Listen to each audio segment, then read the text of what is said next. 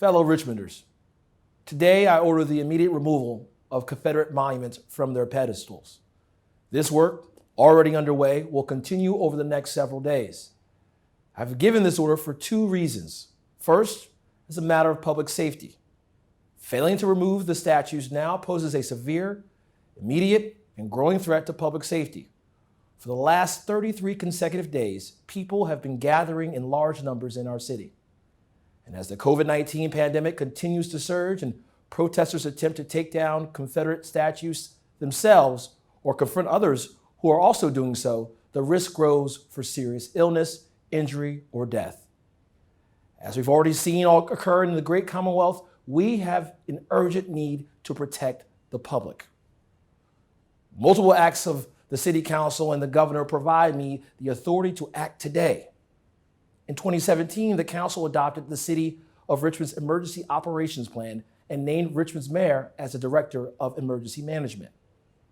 And on May 29th of this year, City Council consented to my declaration of emergency relating to the recent civil unrest. 2 days later, on May 31st, the Governor issued an executive order proclaiming a state of emergency in Richmond for the same reasons. Yesterday, he extended that order through at least July 30th.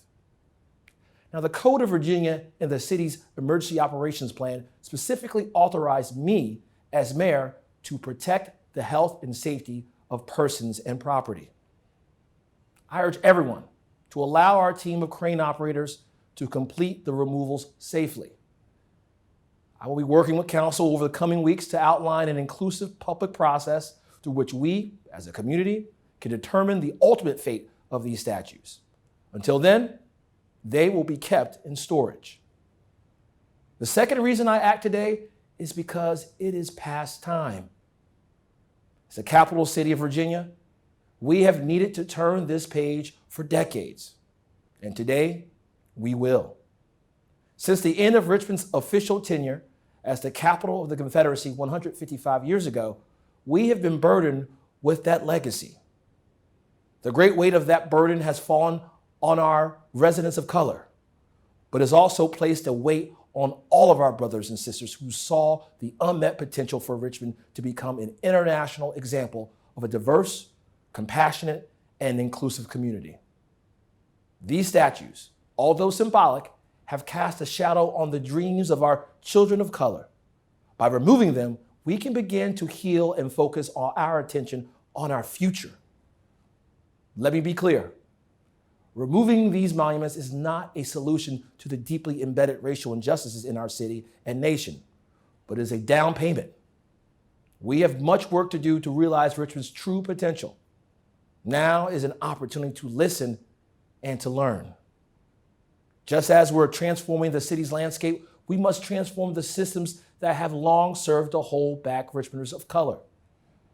We will replace these symbols, not only with new artwork that inspires and reflects our shared values, but also with new policies, practices, procedures rooted in those values. I also recognize the opportunity to engage people beyond the established leadership in Richmond. The past month has brought many new and young leaders to the fore, from the Black Lives Matter movement to Voices for American Indians and beyond. It is my responsibility to ensure you have a prominent seat at a larger table where you can be heard and understood. This afternoon, the story of a new Richmond begins.